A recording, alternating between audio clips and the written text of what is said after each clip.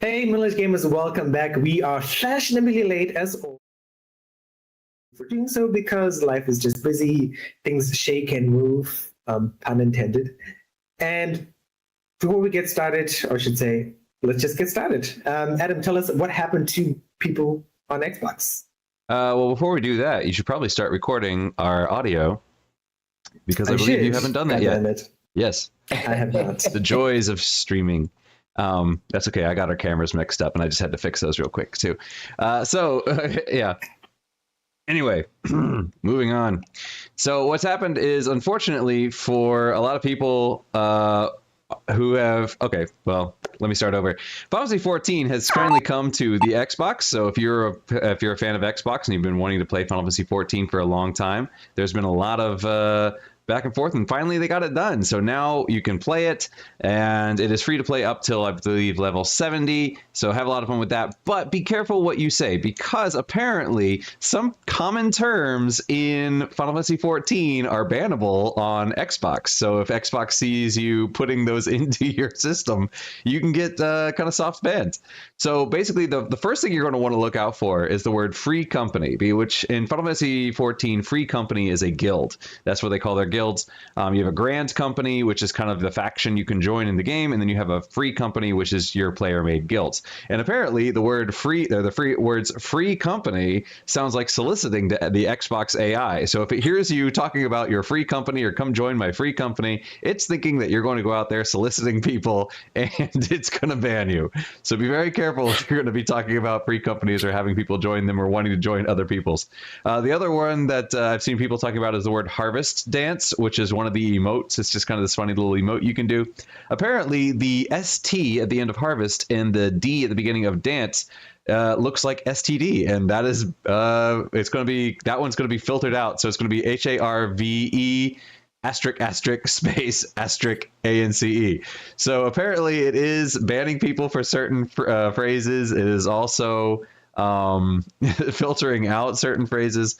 So be careful what you say if you're on Xbox and Final Fantasy 14. This is something on the Xbox side. It's not on the Square Enix side, because obviously nobody has had this problem on PC or on PlayStation.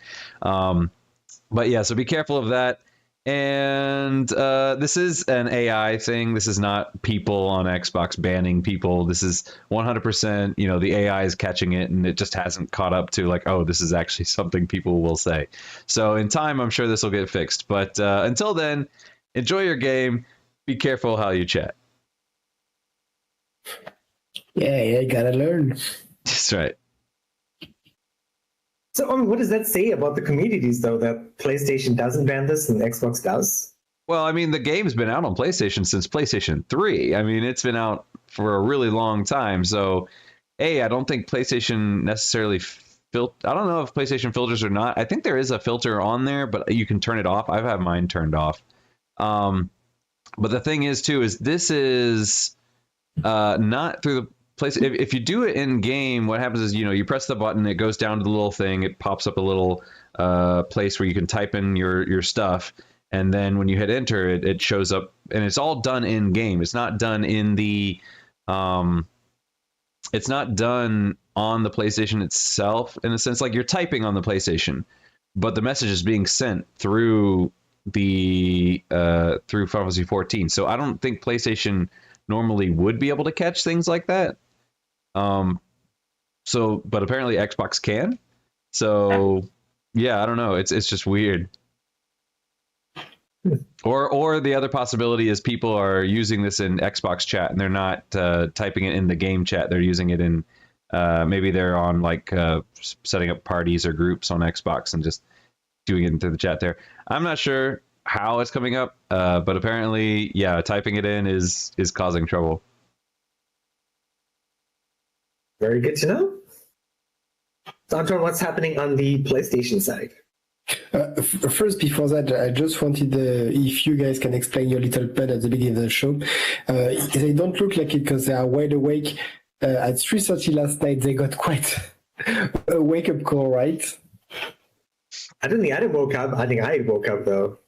I didn't wake up for that one. I woke up for the one that we had around 7:50 something, or yeah. Yeah, Yeah, like they're in 8:15 or Taiwan and something they like that. got a massive earthquake. Yeah, pretty big.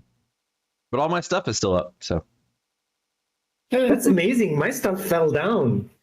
I heard something fall down, and I was like, ah, crap! All the Gundams are gonna fall down. And so then, but then they're all here. So I don't, and they're all standing, which is kind of amazing. So I don't know. Something in a house fell, but I have yet to meander the house and find out what it was. Must be the cat. Yeah, it must have been the cats. It didn't sound like cats, but maybe they fell down. It sounded plastic. All right. Let's go back to PSN then. Yes, it's a sad day, unfortunately, for people like me who are fan of the Tales of series, because it has been a long-standing Japanese RPG series which has been loved and usually produce really good games. And unfortunately, Bandai-Namco has, without prior warning, really out of the blue, removed some very good games from the store, from the PSN. So just to give you the list, right, in the North America, you lost Tales of Hearts R, which actually I didn't play, Tales of Xillia 2, and Tales of Symphonia Chronicles.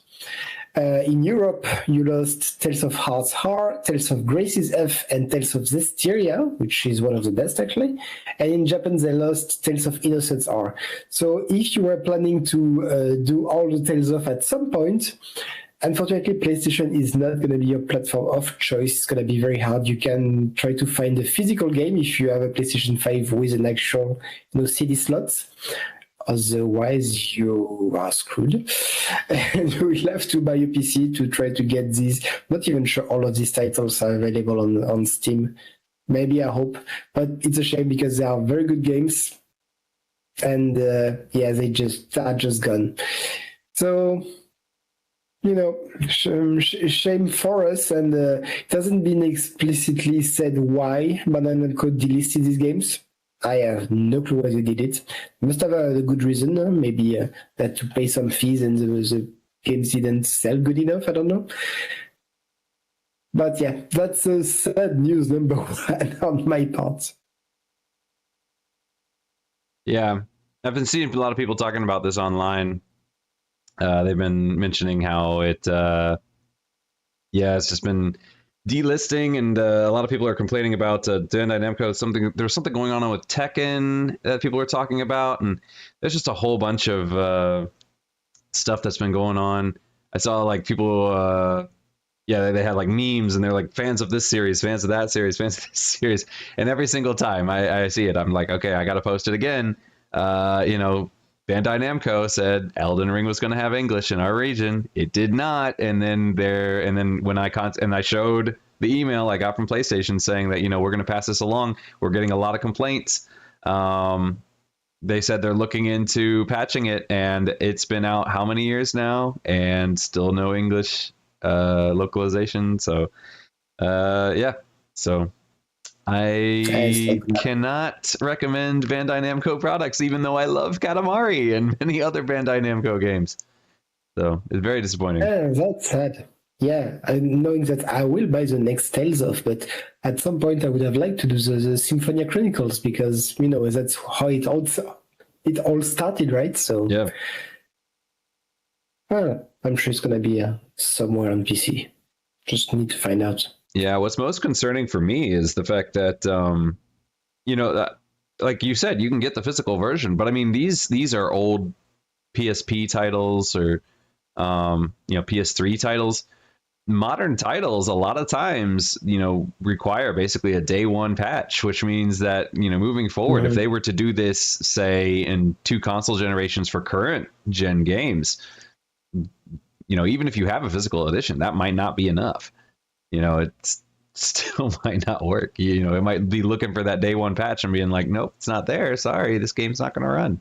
Or a lot of them now just do download codes. You don't even have a physical copy. So there's a way around it today, but it's very worrying for the future.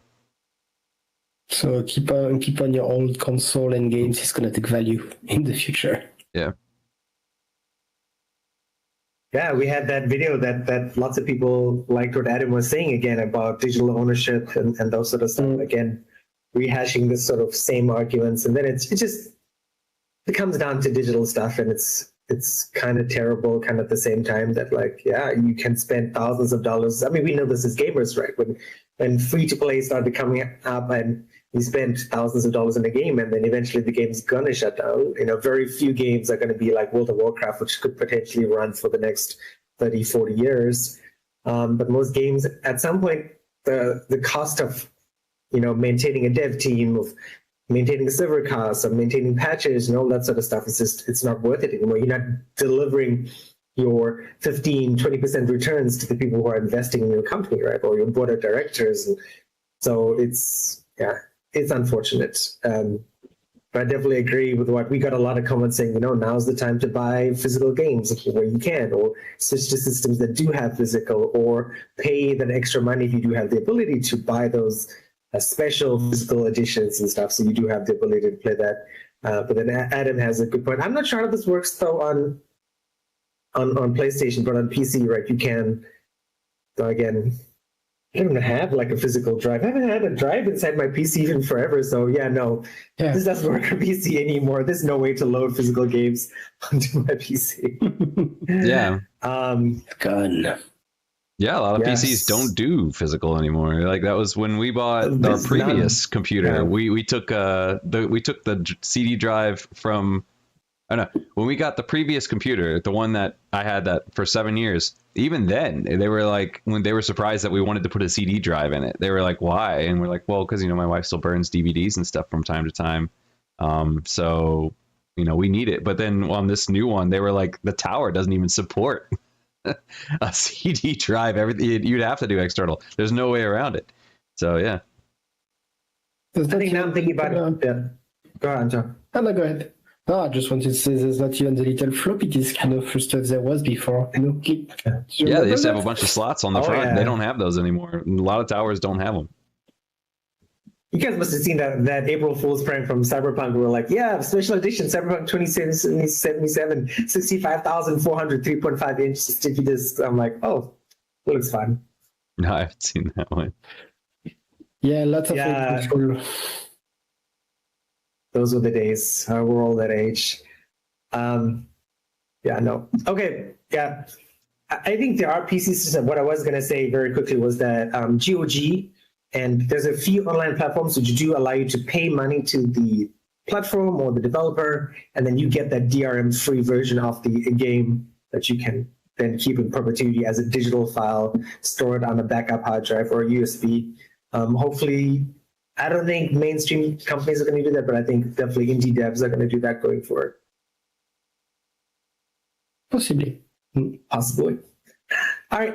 My story for today is, as always, I'm trying to bring you guys game ideas, game suggestions, even though I'm not really playing too much different these days.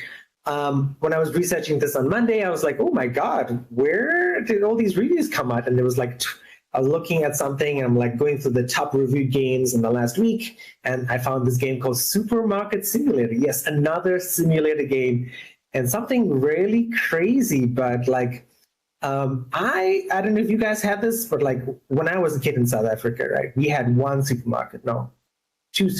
supermarkets. And my favorite supermarket was this one Antoine might remember from Ireland, which is called Spar, which is like Spar, green tree. And I loved Spar. And I'm like, oh my God, it must be so cool to work here every day because there's just food everywhere and cakes and bread. And those were the days. But yeah, so you run your little dingy supermarket and you get to set prices and stock items, and it's basically like every other simulator game. The graphics don't look as good as, I would say, what is that game called? Like Home Renovation Simulator or Power Washer Simulator. But definitely seems to be scratching that simulator itch for a lot of people. So it's definitely something for you to check out if you're interested in simulator games. It's available for, God, I wish my Steam could show US dollar prices sometimes, but because my head does not want to do math in the morning. It's about $8 US at the moment. Early access game. So the dev said it's going to be about a year or so, a year and a half. Reading some of the reviews, though, it is like pretty fully fleshed. Like if you don't have a simulator game that you want to play, I mean, this could be something to scratch that itch, because People have spent 20, 30, 40 hours on this early access game because, like the simulator is all about that like reinforcement cycle, go in, sell stuff, repeat, like, okay, how do I make this process more efficient? What stuff sells better? And expanding your grocery stores as well, because like the first grocery store, if you watch the video, is pretty tiny. It's not even like a grocery store. It's more like a 7-Eleven sort of style.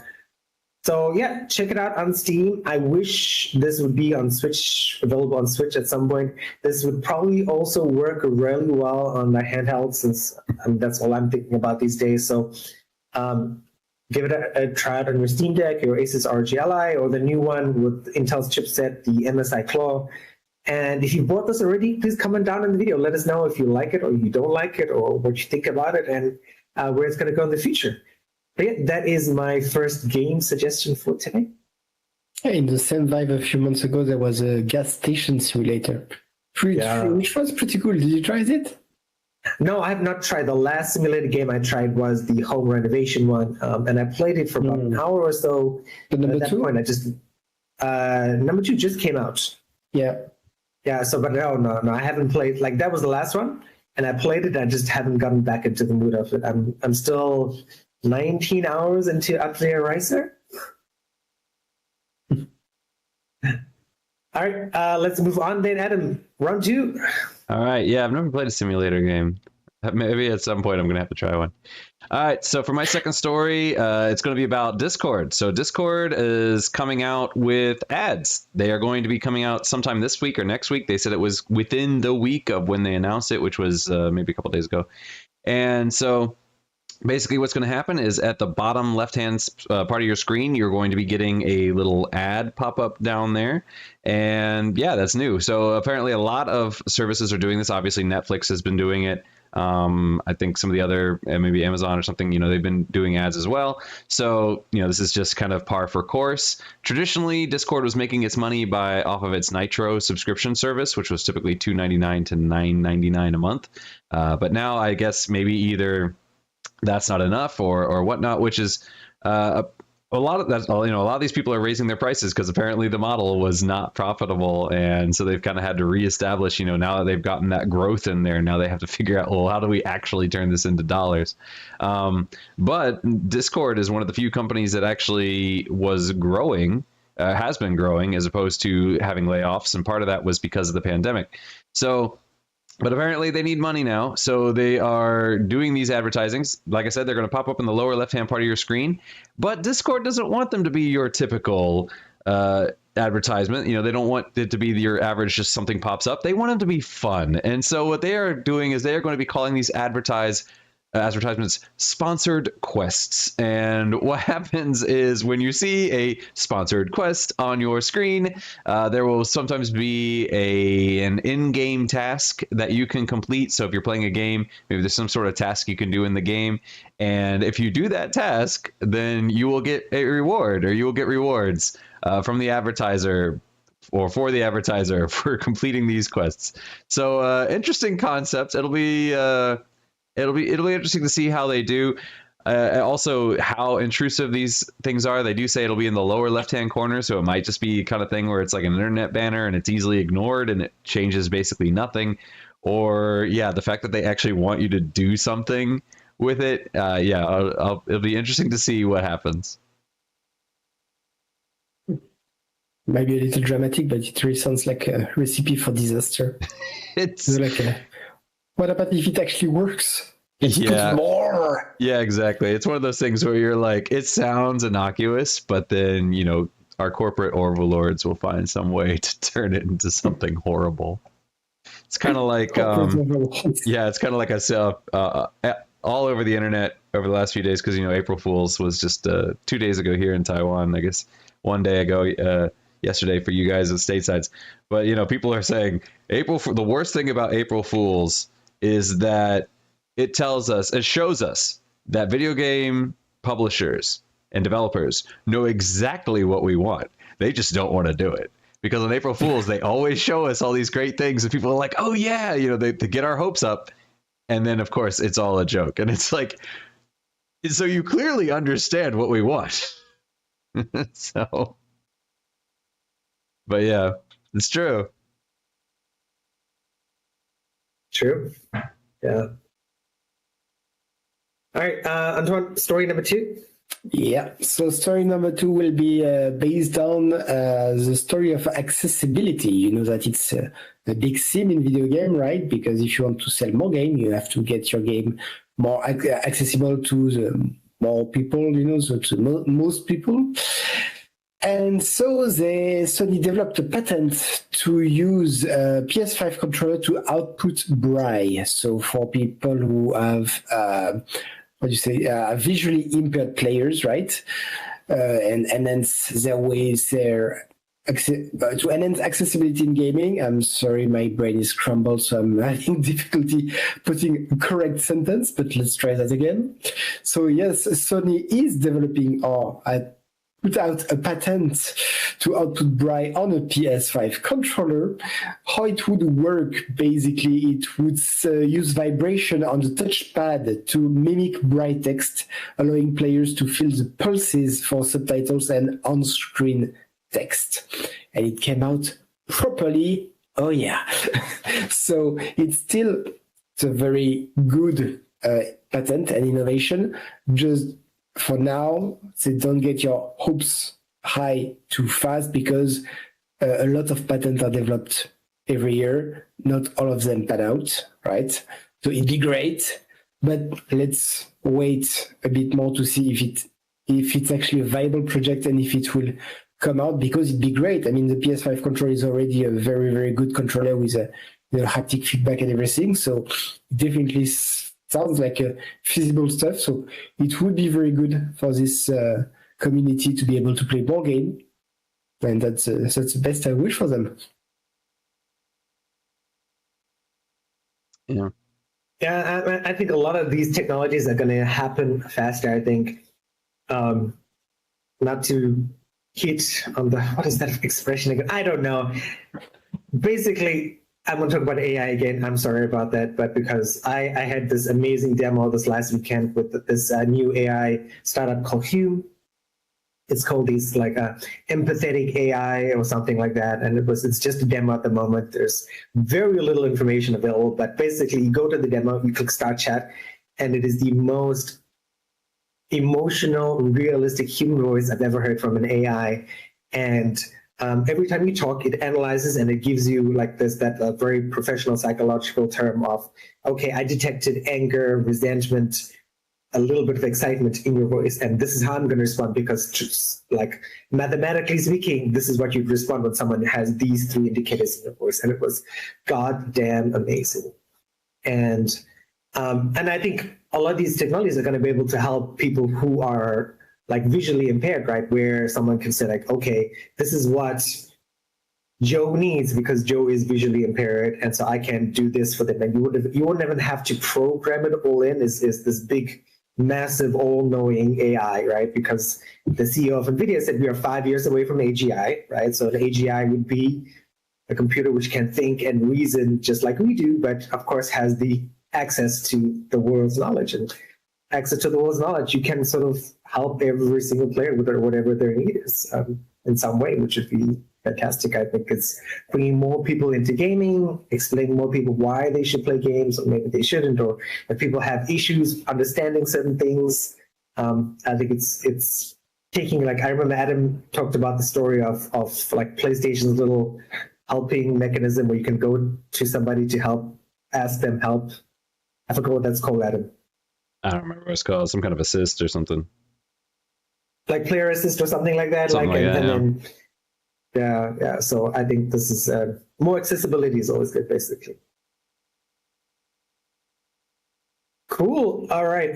My second story is going to be, as usual, because I think maybe not like Adam and Antoine so much, but I'm always thinking of okay, what game should I play? So at the beginning of a month, I'm always watching games coming out in April.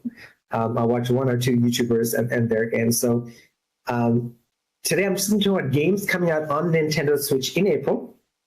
So me not being the biggest Nintendo fan, because my first Nintendo system was a Wii U when Antoine and I were living in Ireland. And even then, I was like, didn't really play my Wii that much. It was just more of a novelty with the movement stuff. And I've only really become a Nintendo person in the last probably 2 years or so. So I'm going to skip. There's a bunch of games. I'm going to talk about the games that I think most people would be most interested in. The first game is Grounded. Grounded, again, for our generation, right? We watched the movie Honey, I Shrunk the Kids. Adam, there were three. Were there three guys? Three Honey, I Shrunk the Kids? One, two, three? I think it was technically Honey, I Shrunk the Kids, Honey, I Shrunk the Kids 2, and Honey, I Blew Up the Kid. Yes. So, if you've never heard of those movies, I apologize. It's basically where you just become a miniaturized person.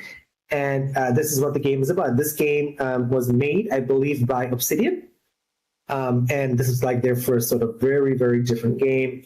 And it came out on Steam, early access. People played it. People loved it. It was extremely hot, extremely well done. Again, this is one of those sort of cooperative survival games where you're these small people living amongst the ants and the bugs in a garden. So if this has always been a fantasy of yours, definitely check it out. That being said, I would wait for the reviews to come out. This looks like one of those games on the Switch where it's probably going to have an issue with graphics, so it's going to have an issue with frame rate. So please be aware of that. My voice is starting to die. The next game is also coming out on Switch, also on PlayStation 5, because I just saw a PlayStation 5 advert for this while I was chatting. The guys were talking about their stories. It is Tales of Kinzaru, Zao. So this is made by a single developer, and I remember the story because I watched this from someone else's video. Basically, it is a developer who made this game to deal with the passing of his dad. And again, the guy is of African descent. There's a lot of lore and nature and things that sort of come about from tribalistic cultures in Africa. Looks very cool. It is a platformer, and you go around defeating spirits and solving puzzles and shooting stuff. And you have this like laser thing that looks also really cool. Check that out. Some of these other games, Antoine and Adam might know because these seem like old franchises. Ayuden Chronicles, 100 Heroes, no idea what that is. And then another Crab's Treasure was a game that I watched that I was like, this looks pretty cool. Oh, Adam knows about that. Yep. Basically, you're a crab and you do stuff. I forgot all about it. I'm going to read this. Embark on a quest to reclaim your repossessed shell and uncover the dark secrets of the polluted ocean in the underwater Souls-like adventure, Another Crab's Treasure. Fashion armor and weapons from trash scattered around the ocean and fight your way through kelp forests, coral reefs, castle cities, and even the unfathomable darkness of deep sea trenches. So when I watched this video, it was just this crab, and you had like different weapons, and it really was like dodging and hitting stuff, and but it was very colorful, very beautiful, which is what I like. I just like the darkness of Dark Souls games. I just like Sekiro was like that. The mechanics of Sekiro was really cool, but just looked like it was like a game that I want to commit suicide after playing it. Don't do that. So that's another game. That's on April 25th. Saga Emerald Beyond, April 25th as well. Demon Slayer Kimetsu no Yaiba Sweep the Board is a board game, Demon Slayer board game from Japan. El Shaddai Ascension of the Metatron HD Remaster, April 28th. Braid Anniversary Edition, April 30th. This might be a game you guys know. I don't know if I'm Braid. I remember Braid came out. That was early. Yeah, that was an early like Xbox Games with Gold type game. Yeah, that was really old. So this was a game I think I remember from the late 90s or the early 2000s. It was like this platformer, very like hand-drawn art style. So I never got to play it, and I'm a bit worried about playing platformers these days just because my brain doesn't like puzzles at all. But it looks absolutely beautiful, and if you played Braid and if you love the original, this looks like something to sort of get for yourself. So they have repainted the graphics, so it does look much better. They have redone the sound, and it comes with developer commentary if you're interested in that. So a bunch of Switch games to come out, some on alternate platforms as well. Braid will come out on PC. So if you're looking for new games or things just to sort of add to the backlog, like you guys need to add to the backlog anymore, I definitely don't. Not to mention Kickstarter, which I just did a Kickstarter game again this last week. So keep an eye out on those, and then let me know what you end up buying. All right. Good time, guys. Final round of games for today. All right. Okay, so I guess I'm starting. Final round. Yes, sir. All right, so for our final round, I'm going to be talking about Nine Souls, which we talked about it a long, long time ago. It was supposed to come out in 2023, but it got delayed. It now has an official date, is going to be coming out May 29th. However, that is only on Steam. So the game was originally announced for Steam and Nintendo Switch and PlayStation 4.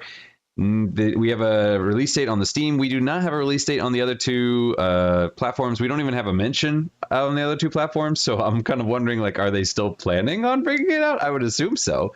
I did back this. I did crowdfund this. It was one of those things where you had to kind of crowdfund it directly. You couldn't really do it through Kickstarter or whatnot. Red Candle, if you remember, is the company that made Devotion and Detention, and Devotion was the game that was banned. It was taken down from Steam. It was banned because of complaints from the Chinese Communist Party and people in China because of a one poster that was on the wall that said something about the Chinese president, and so the whole game got banned off of Steam. And then the only way to get it was to go to their website. Eventually they made it so they were like, screw it, if nobody else is going to distribute, because Epic Games is going to do it, and then they backed out. And so finally they said, if nobody's going to do it, we'll just do it ourselves. You just go to our website. So they crowdfunded this game entirely on their own website, same kind of deal, because I think they just kind of gave up with dealing with these bigger distributors. But this game is coming out on Steam, and other platforms will have to wait and see. So I'm looking forward to it. I'm kind of curious because when they did do the backing thing and they're like, which version do you want? I did say I wanted the key for the PS4. So I'm kind of curious as to, since that hasn't been announced, if it's going to roll around and I'm going to get a key for Steam as well, or if they're just going to cancel it and make it a Steam key only. I'll have to wait and see on that. But yeah, if you're looking forward to it, or if you haven't heard of it and you are looking forward to it, it is a 2D Souls-like type game. So I guess probably the closest analogous would be Hollow Knight. So yeah, go ahead and check it out if you want. So yeah, I guess you're gonna have to see, because I've had this problem with I kickstarted a farming game, Coral Island, and I elected for the Switch version, and they were like, the Switch version is gonna come out 2023. It is still not out yet. I did have the option to get a Steam version, and I'm like, no, I'm gonna wait for the Switch version. And lo and behold, 4 months later, I have not heard anything about a possible Switch version. I'm even wondering if I'm never gonna get a Switch key. So it's definitely something to keep your eye out on. Yeah, because and I understand why, like, as we talked about with my time at Sandrock as well, like that game ran horribly on the Switch. So I understand, like, companies or game developers making some games, you're like, yeah, I promised a Switch on Kickstarter, but man, the dev time to make this game run smoothly is just going to take too long. Yeah, so we're gonna have to wait and see, because I haven't heard any, because they said when they delayed it, they were like, okay, we're gonna have to delay this game. We're still working on it. We're gonna delay it. We're gonna get you guys some news when it comes out. And then they kind of went radio silent for a bit as they were developing it. And then they finally came out and they said, okay, hey, you know what? We do have a date. It's gonna come out. This is when it's coming out on Steam. And then they haven't mentioned anything else about the other versions. So, and I've seen people on Reddit asking about it, because they're like, well, I kind of asked for this version. So is that coming out at a later date, or is that no longer a thing? Like, there's no mention of it, so we'll have to wait and see. Interesting. All right, Antoine, tell us about Helldivers. Yay! I wanted to. Honestly, it's not my fault, but I need to mention Helldiver almost every, because I really want to play. And Eric, one of the guys who came into the show last year, something like this, keep telling me about it, so I'm gonna start playing it.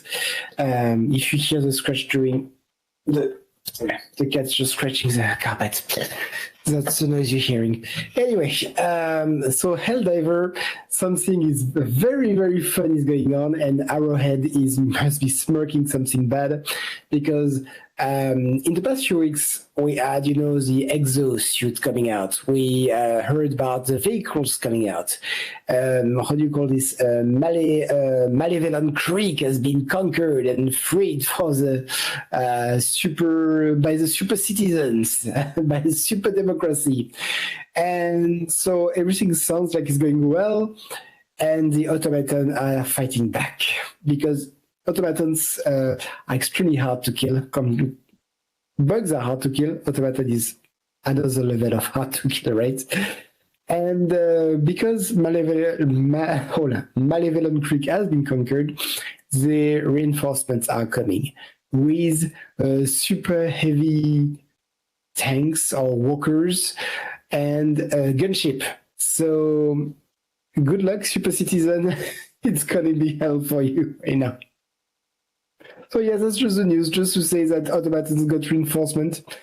And it's nice to see because usually you try to make the player's life easier. Here's gonna be have a hell of a time. I really like the how they call it, Robot Vietnam. They just came out of Robot Vietnam just to get now they're gonna get targeted by gunship. Good luck. Yeah, no, I still have not played it since I played it that one time with my friend because we started to play Uncharted, but I love the media surrounding Helldivers. I love the shorts and the video reels. And then I just saw a video today when I logged into my YouTube, which was like being a wife of the Helldiver. And it looks like pretty funny as well. So Arrowhead is definitely making like a franchise. I can definitely see this as I don't think this is going to be like an MMO like 5-year game, but it's definitely like a 3-4 year game.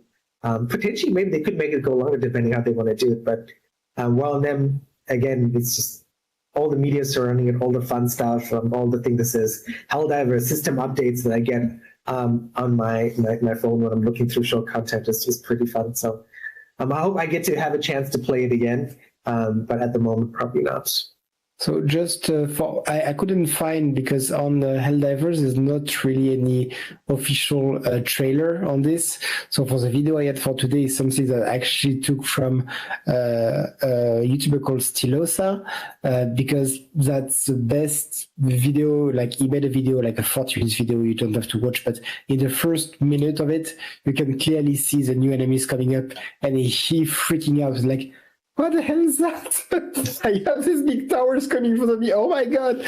I found the video really cool, so I'm not sure we can use it without his or hers. I don't know who that is, but I can't. So just go on Stilosa's website just to look at the video. You will see it's very cool, but not before you actually like and share this video, of course. Priorities. All right, my final story for today is my choice. This is from Coffee Stain Studios, and Coffee Stain Studios might be a company you're familiar with for Valheim, for Deep Rock Galactic, right? For Satisfactory as well, like all these really famous cooperative.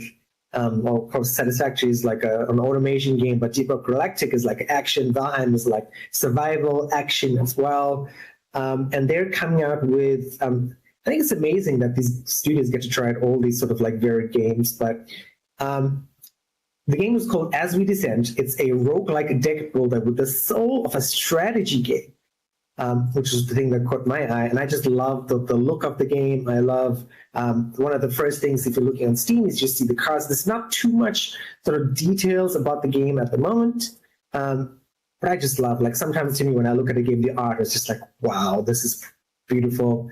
Whoever drew the art and stuff should be paid $1 million if only that could be a reality. But anyway, it says, recruit, upgrade, and deploy your forces in tactical battles against corrupt creatures. Make hard decisions in humanity's final city to bolster your odds, or you break the cycle of endless descent. So you can imagine, right, as we descend, right, is you start out the top, you're going down, down, down, fight a boss. Oh no, I died. Start again. You go down, down, down. There's a bunch of games that I play that have this mechanic of eventually fighting all the way up and fighting the boss. So assemble your forces, right? Recruit new squads by utilizing scavenged scavenged technology. Each squad is a specialist archetype with its own set of cards which can be added, removed, and upgraded. Again, not totally a new mechanic. We've seen a bunch of card games play with this before. Plan and strategize. The city is the last bastion of humanity and serves as your main base. Familiarize yourself with its denizens so you can survive its feudal politics and gain allies. That's the strategic element of the game. Outsmart your foes, react to randomized runs, decide the fate of the city. And this also goes back to sort of Beyond the Storm, which now that I think about it again, like a roguelike game, right, where you play all the time. So this game is not even out in early access. It is TGA at the moment, but as usual, right? I don't know if you guys see this on social media yet, but if you are a developer or a studio or a publisher, one of the good ways to tell them and tell Epic right today, and as they do your wishes. Add to your wish list, you know, oh my god, I love the wish list of the game. We should work together. I should give you a good a better deal in terms of how much money we're taking, how much money you're getting. So these wishes, I've already done that, of course, but it is a game that's definitely going to be on my radar. Again, hopefully it'll come out by the time I get my RG Ally or Steam Deck 2 or whatever the hell is going to come out by December 2024. But yeah, another choice for you guys to sort of think about in the future. Yeah, looks cool. Alrighty. We went fast today, right? We did, but we started late, so we're finishing on time. Pretty much. Antoine, do you want to do that Pokemon story since we have a few minutes? Yeah, absolutely. So there's what, 23, 24 seasons to the Pokemon this anime show, basically. A cartoon. That's what I was looking for. So there's about 24 seasons to the Pokemon cartoon, and the easiest way up till now to watch it was to go on the Pokemon TV app on a Switch, definitely, and I'm sure you could get it maybe on the smart TV or things. Anyway, unfortunately, that's not possible anymore. The Pokemon TV shut down. The project has sunset on March 28th, so that was last week. If you can't find your Pokemon TV anymore, that's normal. It does not exist anymore. So that's, at this time, the Pokemon company is kind of criticized because if you want to watch all the seasons of Pokemon, it's very hard to do because they are spread out all over every platform around, and you don't want to pay for every platform around, of course. So we don't know basically if they are closing this down because they have another project and they're gonna, something new is gonna be created, or if it's just because it wasn't making any sense financially or something like this, and nothing else is coming up. So, well, that's it. Sorry, Pokemon fans, but the Pokemon TV apps is down now, not coming back. Always sad. Back to that preservation thing we were talking about before, huh? Full circle. It just comes down to like some of these like smaller networks. Like I saw something today. Like there's something else called like Rockstar Plus or something like that. I'm like, because Rockstar has like 6 games. Who the hell is going to pay for Rockstar Plus? You have to be like a crazy GTA fan for that. Or even like, I remember when Ubisoft Uplay came out, I'm like, so Ubisoft has like a decent catalog, but even still, like, I mean, and Ubisoft has like Uplay Plus or something like that. Again, another like ridiculous idea. Like, it's like what middle-aged gamer our age would be like, yeah, I'm going to pay... first, I'm going to buy games on Steam and I'm going to play a subscription service for a studio that has these very small selection of games, right? Like, and you're paying this amount of money when you could be spending it on Crunchyroll, or you could be spending it on Netflix in Taiwan, which is still cheaper than other places, or you could be spending it on, numerous other subscription services, where it actually gives you like some sort of decent value. But I think this idea of small, really focused subscription services are just like a dead in the water, like the Pokemon app, because it's not worth it. You look at people like Warner Brothers, which removed a bunch of content from Max And people were like, "Oh my god!" But I got this to watch it, and like, yeah, well, it's too expensive for us to keep maintaining this on the server, so we take it off. And Bandai-Namco and a bunch of other stories we've covered over the last like 4 months of this year of stuff being taken out. So it's unfortunate, but it lends credence to the idea of acquiring the content other ways. If you can. If you can, yes. But should you? Also, the other side of the coin of that, yes, but should you? All right, Antoine, thank you for that. Adam, quick 1 minute. How is streaming going? Are we still doing Dragon's Dogma for the next 2 weeks, 3 weeks? Yeah, we'll be doing Dragon's Dogma. I mean, the next game in my list would be Stellar Blade, so I guess I'll have to wait and see. I am debating as to whether I should do the demo or not, because I am seeing a lot of mixed reviews. So a lot of people are saying it is more Souls-like because it's a bit slower paced than what people were expecting. And it is a little more reliant on like the dodging and the